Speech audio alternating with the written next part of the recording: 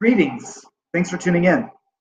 After watching this video, you should be able to describe some social characteristics that explain why colonists imported large numbers of slaves to the colonies. So, what was going on in colonial society that made slavery, quote unquote, practical for wealthy colonial planners?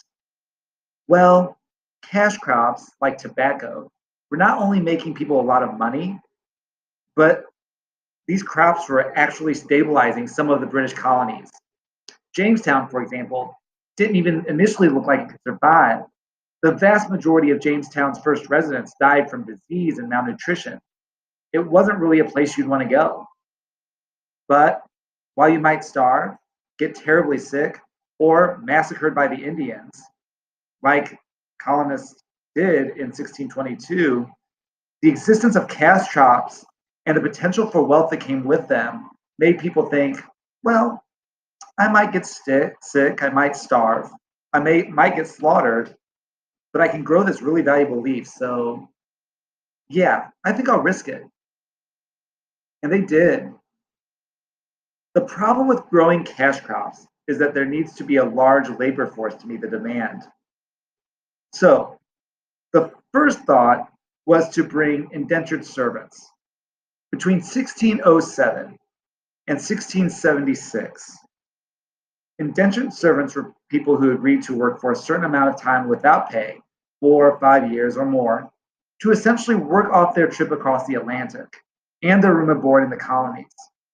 These indentured servants did a lot of the initial agricultural work.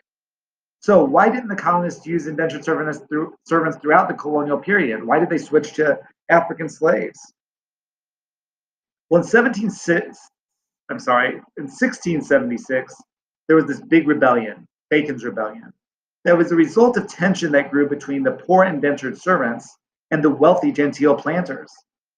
After the violence of Bacon's Rebellion, the planters thought that indentured servants were not reliable, probably because powerful people find rebels inherently unreliable.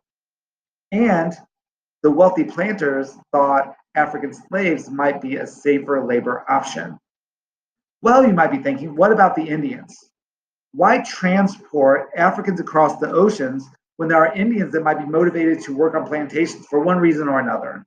Or you might be thinking, why didn't the English set up something similar like the encomienda system and somehow bring Indians into the labor force? Well, here are the problems. Many planters probably found African slaves a better choice than Indians for a number of reasons. First, Indians knew the land well and had family and friends in the neighborhood that could help them escape if they were enslaved. Those Indians who escaped would be very hard to find. African slaves did not have those same options because they were new to the continent and did not have the same social network. Next, in many Indian cultures, agriculture was considered to be women's work. And so there was an additional hurdle for the planter class to get over. How do you convince a male Indian to farm? Next, disease. Indians were dying. Essentially, they couldn't be relied on to live long enough or stay healthy enough to do the work. In the end, for the reasons listed here, Africans were perceived to be a better choice, perhaps easier to control. Additionally, Africans had a couple of other things working against them. So this would have made them even more beneficial to the planter class. First, their dark skin made them easily identifiable, and so it would be really hard for an African to escape slavery. Next, colonists began to use the slaves' darker skin as a rationale for their enslavement. The Europeans saw dark skin as a sign of African inferiority, the way that the European didn't have to feel bad for treating these people so terribly.